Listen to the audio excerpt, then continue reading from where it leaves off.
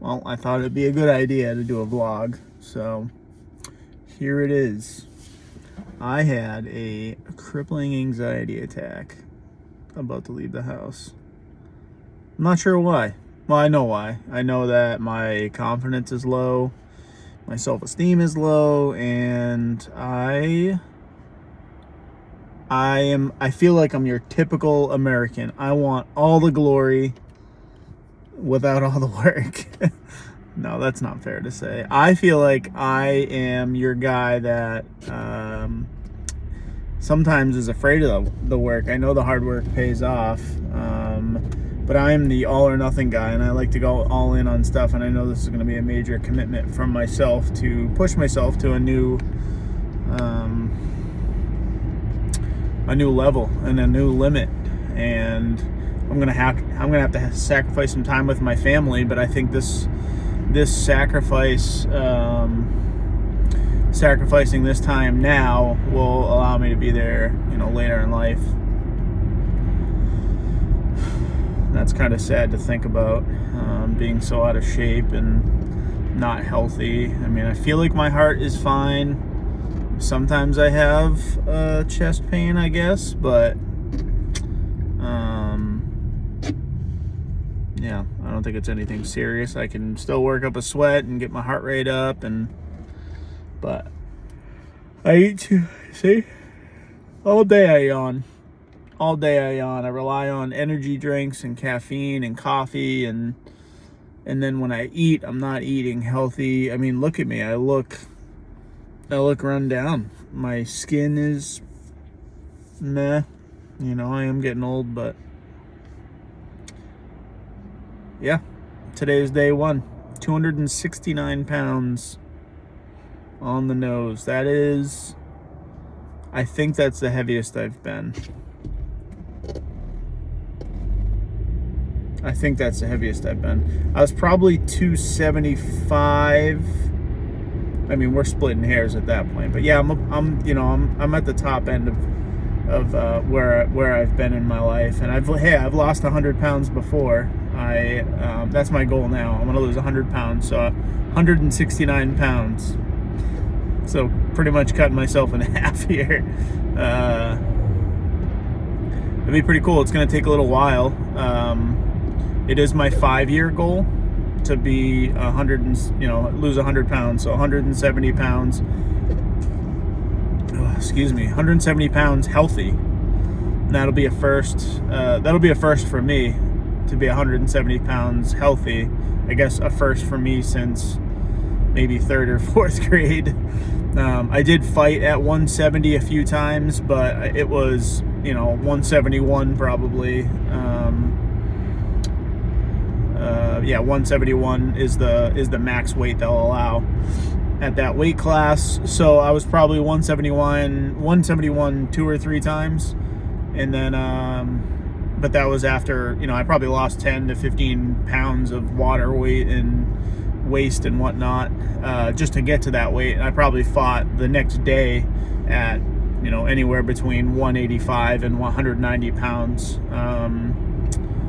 Super unhealthy. There's a lot of information and documentaries out there about wrestling and people doing MMA, cutting weight,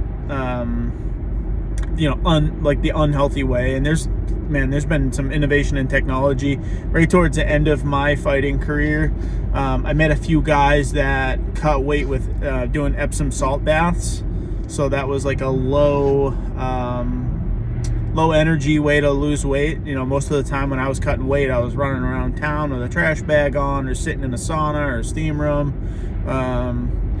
hoping to pee, hoping to poo. But typically the last week of cutting weight, you don't poop at all. I've had to drink milk and magnesia to lose weight. That was certainly not fun, but at the end of the day, you got to do what you got to do. It all kind of stems back from high school. I had in high school, I wrestled at heavyweight, and then 215, and then 189. That was the weight classes when I was in high school. And my very last year, I qualified during the season one time to wrestle at 171, but at the time our 171 pounder was an absolute stud. It was Dan Goldman. Yeah, I think it was Dan Goldman. He was like just one of the most naturally gifted athletes I've ever been around. He'd wrestled his whole life. He was a superstar. So he was just the 171 pound king. He took all kinds of tournaments and taught me, things. He taught me pretty much everything I knew about wrestling at that weight class, other than, Chris Grant Mason was a huge influence on my wrestling career and my fighting career. Super motivational guy. Chris is probably one of the hardest working guys I've ever met in my life. He loves to work out, he loves to sweat, and he loves to push himself and the people around him. So he's cool to be around. Anyway, but yeah, so I qualified during the season to wrestle at 171s, and the final tournament of the season, they give you a couple extra pounds in high school just so you're not cutting the same weight but able to stay in the same weight bracket. So I think I had to make 175 or 176, and I missed it by 1 or 2 pounds. Yeah, I think it was 1 or 2 pounds, and this was the ultimate, my ultimate test after doing karate for self-discipline, and I failed it. So the night before the tournament, I had anxiety. I could not sleep. I was so hungry. I was so dehydrated. I was 170, I think it was 178 pounds that night. And I just remember having no energy, but also being so tired and I couldn't fall asleep. I went downstairs, and in my fridge there was orange juice. And I was like, oh, man, I'll just have a sip. Maybe that'll help. And I cracked it open, and I took a sip, and then I just kept chugging. Like a frat brother hitting the beer bong. I chugged probably half of the orange juice, and I remember feeling that instant gratification of, sustenance. And then I just, it was all regret. And the acid from the orange juice just made me feel like a pile of crap. And the next morning, I had a little bit of energy, so I tried to get a sweat. But I ended up coming in at, I came in just shy, 177 pounds or something like that. And I needed to be at 176. It was close. And so that day I had to wrestle at 189 because that was the next weight class up, and I wrestled good. I beat a couple guys that I didn't expect to beat. I double overhook. It was so funny. So I double overhook, threw a guy on his back and pinned him. I feel as I recall it, I feel like I was just a wrestling superstar or something. Just a double overhook hip toss to pin maneuver. I wish, if someone has video of that, God bless them. But I just remember feeling on top of the world. And then I was so hungry, I ate an entire pizza. That was my lunch at the wrestling meet. This was senior year of high school. Mom gave me $20 for the day, and hey, go make good choices. And I slammed probably 4 Gatorades and literally an entire large pizza to myself. I remember feeling so full and so hungry still that the pizza had, no nutritional value. It was just trash can pizza from the what do they call those? The concession stand. They had their whatever people there cooking for the tournament. But man, what a wild ride that was. And I've always had trouble with my weight. I've always had trouble cutting weight. I've missed weight for a fight. That was embarrassing. And that was all, at the time I was like, man, this is so stupid. It was a replacement for a backout fight. So of course I had every excuse in the book for myself.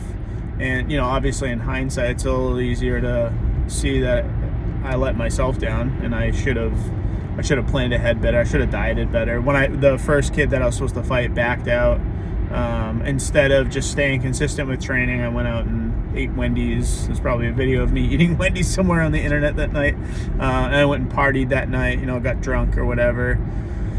And, I got the call the next day and they're like, hey, we found a replacement fight for you, but it's still at 170. So that kind of sucked. I didn't make weight for that fight. So I fought for free, which is fine. I lost, which sucked. But the very next fight I fought Ben Hudson, and I fought at 185, and I was close. I was like 190 when I woke up in the morning, and 5 pounds or whatever. Yeah, I think it was like 5 or 6 pounds I had to lose for that fight that day, and that wasn't too bad. I had Sean Seberg help me out with that diet and exercise plan, and I didn't win that fight. That was probably the best I ever felt in a fight.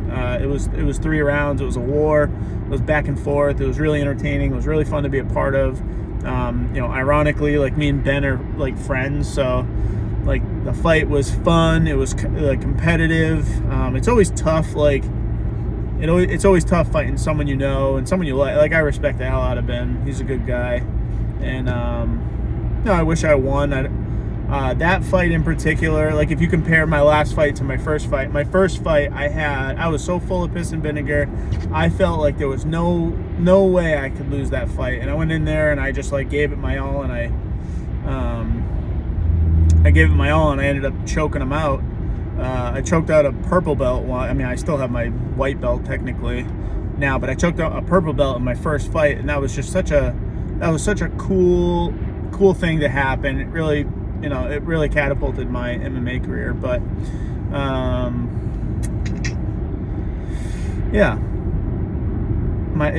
so my first fight compared to my last fight, I felt great. My diet consisted of pretty much steak, chicken, broccoli, green beans, like your, I guess, like ghetto good diet, like eat clean kind of deal. I didn't have a lot of the macro nutrition involved. I just kind of, I was young and kind of just ate when I was hungry and made sure my portions weren't out of control. But I was training like 2 or 3 times a day every day, so I probably was in a huge calorie deficit. In hindsight, I was probably in a huge calorie deficit every day, and just losing weight naturally and not keeping on good muscle. And I wish I could do it all over again. Maybe after this, in 5 years, when I hit my 100 pounds goal, I'll fight again. That'd be cool. Fight one more time before I'm 40. Yeah, I'm 37 now, so yeah, that'd be really cool, actually. Who knows? Maybe one day we'll be cutting back to this footage and laughing for a promo fight. Chris Facette coming back, the humbled ego, 170 pounds, maybe 185. I got big bones. But anyway, all right, so this is episode 1. Let's go do some jiu-jitsu. Peace.